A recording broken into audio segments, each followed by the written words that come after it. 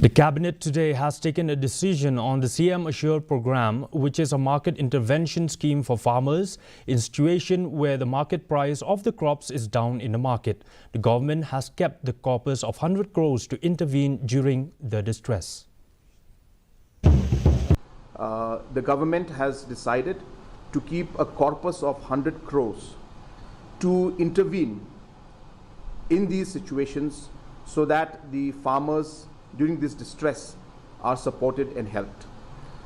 These are being done specifically for non-perishable products, and to be very more particular, we have seen that the market price for broomsticks and the market price for areca nut has been very unstable in the last few years, and it continues even today. And therefore, we feel a very strong need for intervention from the government side to be there to procure these products and then resell them. Meghalaya Chief Minister Conrad K. Sangma